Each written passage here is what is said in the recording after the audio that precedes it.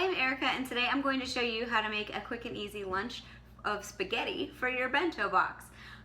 It's not so much about the spaghetti, as that's a pretty simple thing to make, but you'll see along the way. So let's get into it.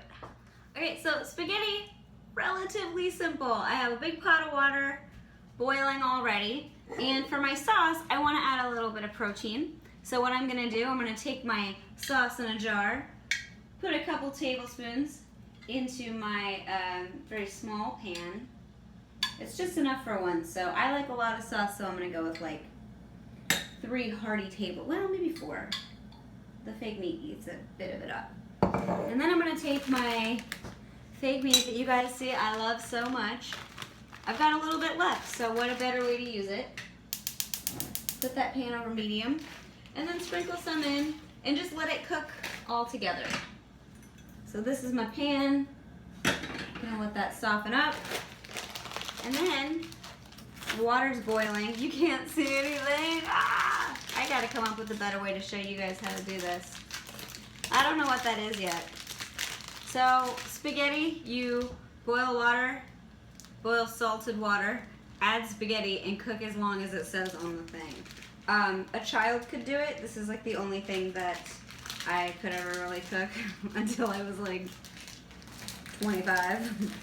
So, also I have no idea how much spaghetti is enough. So I'm just gonna take some and wedge it into my pot. You can break it, but for how I want to put these in my bento box, I want the length of the noodle. So anyway, yeah, put that in there.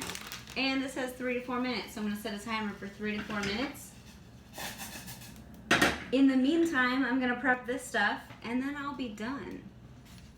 So a thing that has been asked is there anything other than fruit that you could use to put in your top tier or in addition to your meat item, which there totally is. I don't know how cost effective this is, but a thing that I like to do, I'll get these little piquillo peppers from the Whole Foods olive bar, which is actually, if you're only getting a couple, pretty affordable. So I'll take these and then get a wedge of blue cheese. This is a Castello, is that right? Yeah, Castello blue. And I'm gonna take a little hunk of blue cheese and wedge it right into this little pepper. You could also, if you're vegan, my dog is whining, I am so sorry. She really wants this. If you're vegan, what you could do is take some tofu cream cheese, some vegan tofu cream cheese, mix it with a little bit of lemon zest, put them in the middle. That would also be delicious and get you that same effect. You could mix up goat cheese. If you don't like blue cheese, you could mix up goat cheese with lemon zest. You could do ricotta. The world is your oyster. So these are kind of rich, so I'll just do like 2 of those. And you don't have to use as much blue cheese as me, but I'm a bad example. So look, I've got these 2 little guys, and I'm gonna cut so I can wash my hands. You can use whatever kind of nuts you want. Almonds are generally cheaper, more accessible. Peanuts, cashews. I like walnuts. They make my hair grow. I've said it many times. But no, I'm just really picky about nuts. And walnuts are kind of expensive. But when you're only eating like a handful a day or less, it kind of, it all comes out in the wash. Like 1 bag will last me a couple weeks. So it's not too bad. The other thing, I'll get olives from the Whole Foods olive bar. Again, I only really need a couple of these because they're so briny. I only like Castelvetrano olives. I have a refined taste. Ooh, there's my spaghetti. But yeah, most olives I find are a little too salty and briny for me. So I'm just gonna take this, strain it. Look, you can kind of see. And I, of course, make way too much spaghetti. So I'm just gonna strain that until I'm ready to, well, I guess I can put it in the pot with the...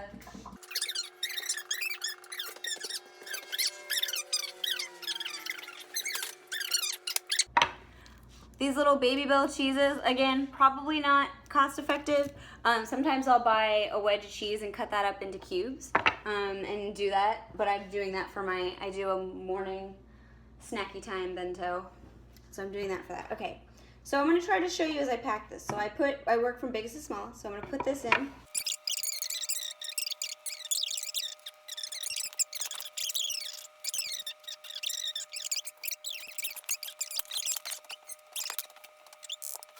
Okay, for the bottom tier, for my main item, I'm gonna take my spaghetti and I'm gonna take a fork. I wish there was a good way to well, let's try. Let's experiment, guys. Okay, so I'm gonna take a fork and I'm gonna make a bird's nest. And you just kind of pull it and twist it. Oh my God, you guys, this is really hard.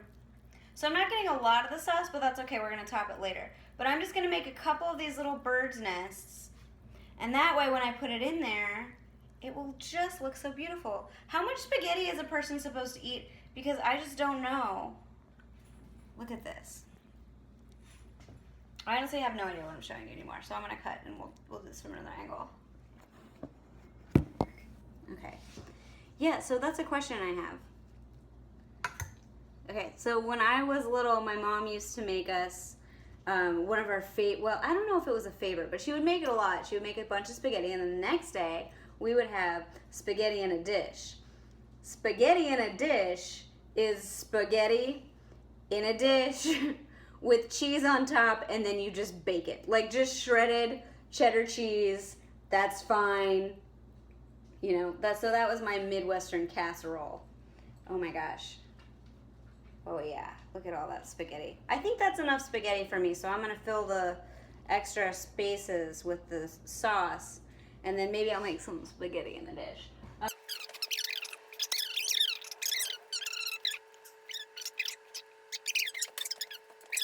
Spaghetti bento. Look at those little nests. So you could put some Parmesan cheese on top. I'm probably not today, but I might tomorrow if I make it again.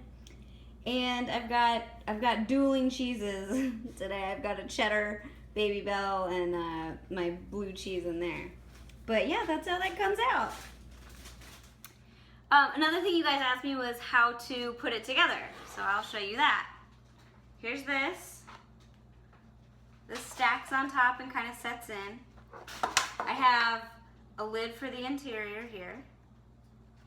And then this goes on like that. And I have an elastic that puts it all together. So a lot of people are surprised at how small a bento box is, but as you can see, you can really fit a lot of food in there. This is how big, this is next to my head. It's not too big. And actually, this is the biggest one that I have, and this is like, I think this, I measured recently, and this is about like 5 inches by 3 inches. I don't know the conversion. Ugh. You'll have to use the metric system yourself. So, anyway, thank you so much for watching. This wasn't so much a cooking tutorial as it was an assembly tutorial, a little Sara Lee style for you. Leave any comments or questions that you have below. I'll write back to you. You have to subscribe so that I write you back. So if you want to leave me a crappy comment, make sure to subscribe so I can write back to you. I'm joking, I don't really get crappy comments. You guys are the best and you ask cool questions, and I can put cool stuff together for you and get more ideas from it. So yeah, if you have anything you want to see, any questions, let me know. See you guys next time.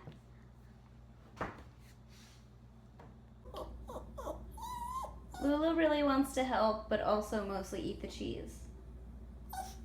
I know, it's so sad.